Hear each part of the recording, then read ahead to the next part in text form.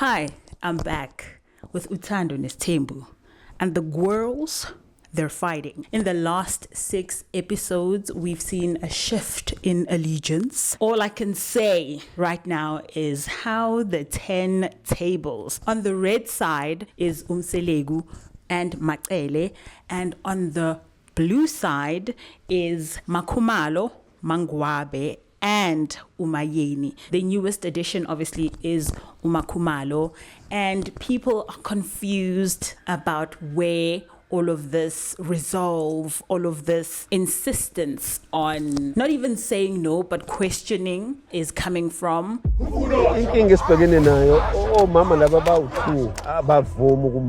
And when I say people, I mean Mseleku and MaChele. The two people at the top of this pyramid are scratching their heads and they don't know what the hell is going on. Mseleku especially does not understand where everything is coming from. Apparently it hurts him. I'm Hoputo, by the way. Welcome to Bioskop and Champagne, a place where we watch movies, series, and especially trash reality television. In today's video, we will be speaking about Uthando Nes'thembu, episodes 16 to 21, 22, I'm not sure anymore. But guys, what a showdown. What a showdown of episodes. And I must say that I have been having a ball watching MaKhumalo confuse the out of her husband and deputy husband as well. So buckle up.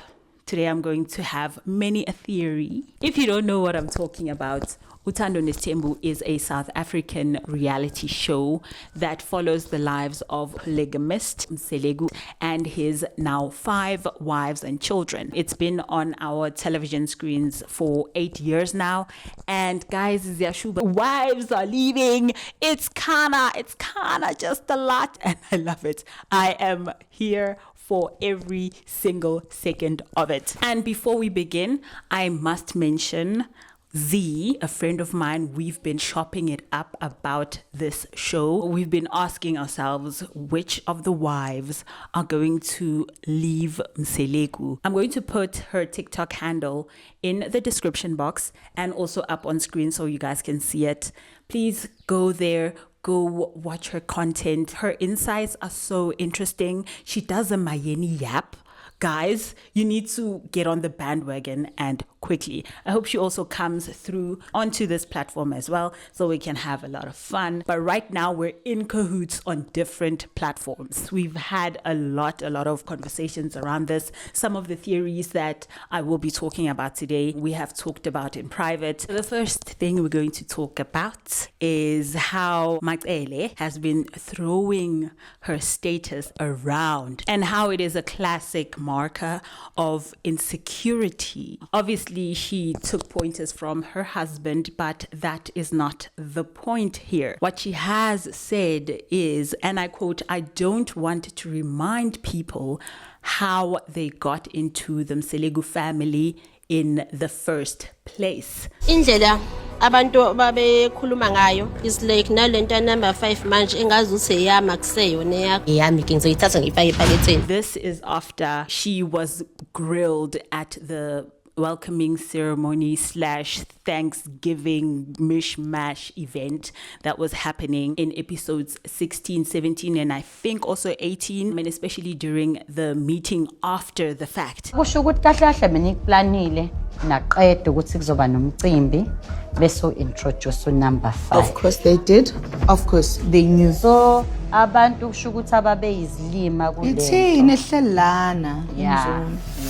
Uyakujabulela ukuthi uMaChele uyakusupport number 5. She walked off and the wives weren't really surprised on how she handled the situation. Even MaKhumalo mentioned how they are all used to MaChele reacting in this way every time there needs to be a proper discussion where she needs to answer and tell her side. MaChele in these 6 episodes insists on shoving it in her sister wives' faces. And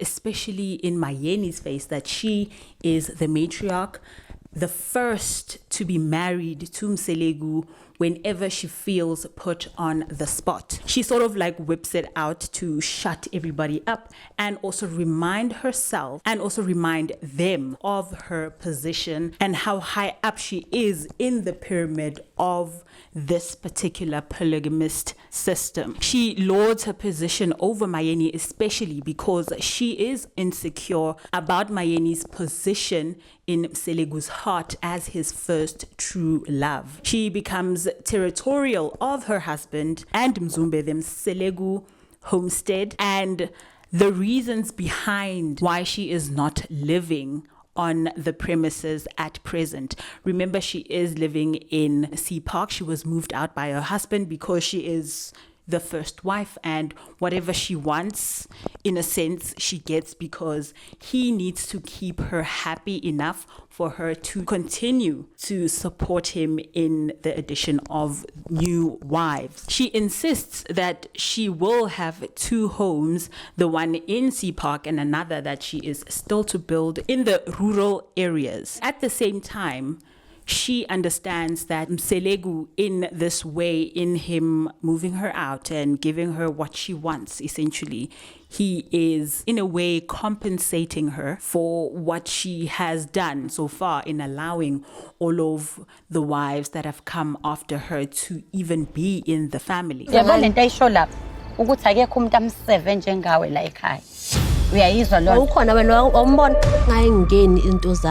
But her acceptance of the situation has been reached while under duress. To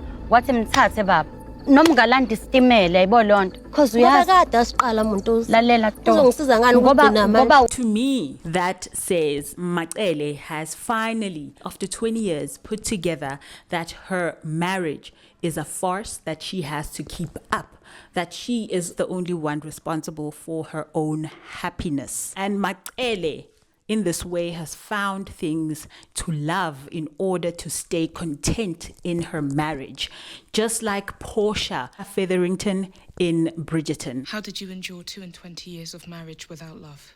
You find things to love, my dear. Small things. Big things too, like your babies, and eventually they add up to be enough. MaChele, in this sense, by proclaiming all of these things, I'm wife number one. I don't have to live at Mzumbe because I have a home in Sea Park. I told my husband to move me out because living with sister wives does cause a lot of conflict. I have a plot in the rural areas and I'm going to move there because my husband is going to build me a home. Everything goes back to her reminding herself, reminding others of the fact that Noma Bangatini, she's still wife number one. Do you know what is romantic? Security. When I watched this, it clicked to me as to, oh my God, they're the same person. Also, that MaChele and Mseleku aren't physically intimate anymore, and I feel like over and above that, they aren't emotionally intimate either. You don't say what Mseleku has said about his wife and still claim to feel romantic love for her. The way he has been speaking about MaChele, it's possible that MaChele was a rebound that turned into a 20+ year marriage. MaChele must have caught on that she was a rebound that turned into a long-term relationship after experiencing her husband and MaYeni's relationship over the years. And that is why her insecurity is manifesting in this way, in her always reminding herself and other people of what her husband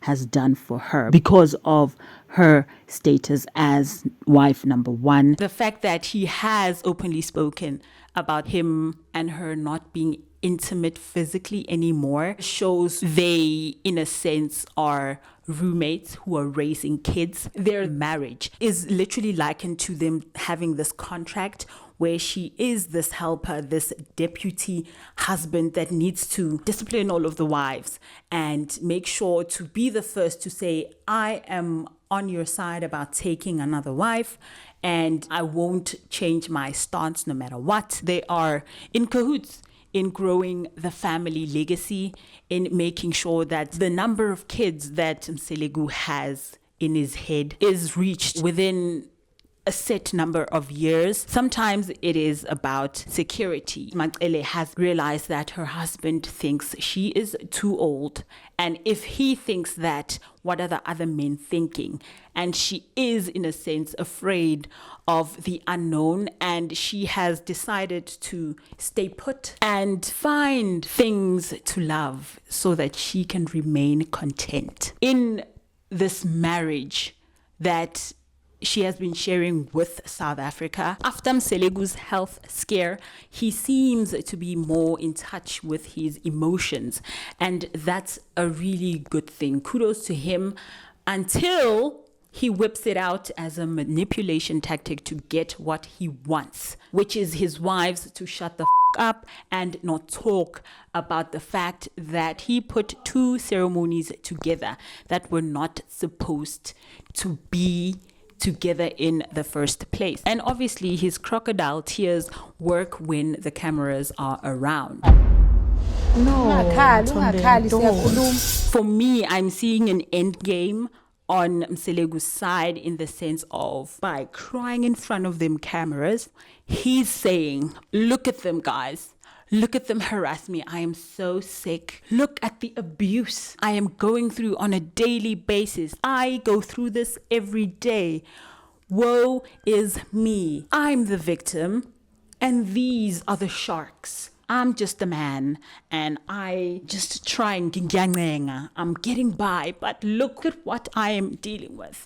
And he is trying to garner a lot of sympathy and pity from the nation, and it's working. A lot of people on the TikToks, on the YouTubes, they're like, yo, nanglo babu yakala, and yo la babu yakula, which he is. He's sick. He looks it, and for him to allow cameras in his home, knowing Uguti, his wives are very headstrong and they're going to ask the questions, camera or not. Looks like an end game to me that is working to an extent. I see right through you, Mseleku. You know, when you're in public as a couple and it's us against the world, and the arguments are always shelved for later, for a private place. This is exactly that. But because of the division amongst the wives surrounding the wife number 5 scandal, the us against the world rule has been thrown out of the window. It seems at first that the decision was down the middle, with MaYeni and MaNgwabe being staunchly against the addition of MaKhwela, while MaCele and MaKhumalo were not really saying yes, but resigned to their husband's decision to take his next wife. Mina angina interest. Ayikho into engihlanganisa nokufanele ngifile nokungafili. But after watching episode 16 through to 21, MaKhumalo has broken her silence and has shown herself to be on the right side of history. I'm a huge fan of MaYeni for president. And MaKhumalo is now a close second, because she is finally asking the right questions, as MaYeni has been doing. And Mseleku is not a fan. He is so flabbergasted about the fact that she is asking anything at all, because this whole time she has been quiet and silent, and he mistook her silence as acceptance until he did this thing where he mixed things that did not belong in the same pot. Mangithi mix izinto eziwu2 ngisho ngoba on the day ngizobe sengifikelwa unumber 5 wami ngizomethula kulabantu laba bakwaDuma. MaKhumalo's interrogation of her husband's now Thanksgiving ceremony that was originally a welcoming ceremony for MaKhwela, but has now morphed into one event that will do both things at once, is valid. Because, like, what does him showing off his newly minted wife to his male family members in order to impress them have to do with him thanking his ancestors for saving his life. What does one have to do with the other? Uyaphi pho la ekhaya unumber Phela 5? sihlala la. Yini ngathi inkinga enkulu kuwena? Yes, I do have a problem. I mean, the man blames his wives for putting him in the hospital due to them stressing him out so much. But then he turns around and fights so very hard to add to his stressors by rushing to add MaKhwela to the fold before completing all of the bridal ceremonies that are designed to transform her from a fiancé to a wife, for the bride's family to bring gifts, and for the bride to be introduced to the Mseleku family ancestors. A rite of passage that MaKhumalo says all of the current wives, including herself, have completed in order to be allowed to step onto the hallowed grounds of the Mseleku homestead. MaKhwela is still a fiancé, and MaKhwela has not been introduced to the Mseleku ancestors yet. So the question from MaKhumalo is, why are you bringing her here when you have not done all of those things? Things are changing, things are being done differently, and I don't understand. It shouldn't be that way as the traditional man I know you to be, as the man who follows tradition as you have this whole time. What is going on, sir? And what's even more revealing is that MaKhumalo expresses her displeasure and reluctance in public during said ceremony, which shocks Mseleku and MaCELE. In episode 16, she even says, Akho kumthombe noseyayichaza indaba yokuthi umcimbi umayelana nani njengoba uhlanganisa futhi ngalendlela bekade ngicela ngayo ukuthi angawuhlanganisi. Mseleku even says that MaKhumalo has changed and isn't, quote, the same young girl I fell in love with, end quote. MaKhumalo engangimbonile ingane ngaba sothandweni naye akuyena lo esimbonayo manje. That statement alone is giving me vibes, and it details how Mseleku has molded MaKhumalo, that she is his creation, that he has built her from nothing into this Stepford wife that was always supposed to follow his lead and be agreeable at all times, and essentially be this long-suffering wife that he has been taught that wives should be. In this sense, MaKhumalo owes her existence to him as her designer. For his creation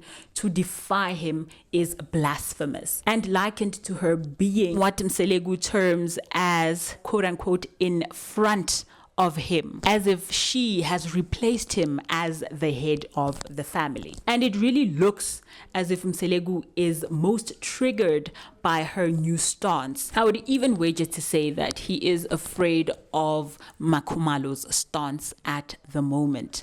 And this is what Zippo and I have sort of like been talking about. During their lunch in episode 19, Mseleku expresses his worries around MaKhumalo influencing the other wives to be against MaKhwela, which is preposterous, but irrational fear constitutes irrational logic.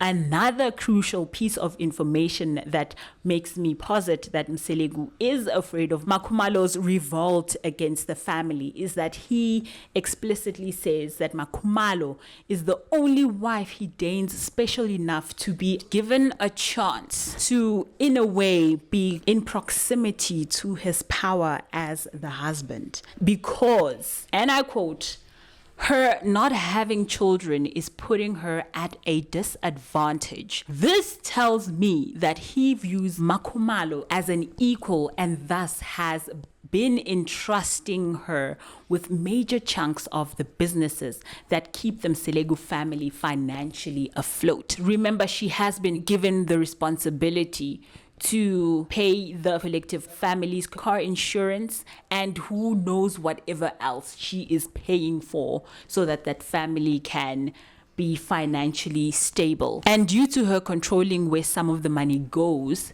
MaKhumalo has truly become a deputy husband and financial co-minister. And if Mselegu's co-minister, who works tirelessly to compensate for being childless, decides to stop paying for everything she's been slated to pay for so far, then the family will be in trouble. Additionally, the image that Mselegu has built over the last 8 years of being a provider financially will begin to crumble. He solidifies this theory when he says in episode 19, quote, "I can't call her out on her wrongdoings if she won't acknowledge it." This to me is communicating that Mselegu knows that stepping on MaKhumalo's toes is not an option, and that he has to edit his behavior around her in order to keep her happy enough to continue to financially contribute to the family going into the future. But this fear that Mselegu has doesn't really stop him from still being himself and disrespecting his wife in the way he talks about her. His disrespectful comments surrounding MaKhumalo, having a different opinion to what he expected and changing, growing up in front of his eyes, are degrading and strip MaKhumalo of her womanhood while positioning Mselegu as the white savior she needs to be grateful to. He talks about how hard he fought for MaKhumalo to be his wife and how despite her infertility issues, he stayed. Him staying makes him one of the good ones, and she will never be so lucky as to snatch another man who will overlook her shortcomings and still stay, aka Begezela. But in all of these things that he's saying, in his clap back, he forgets that as a polygamist,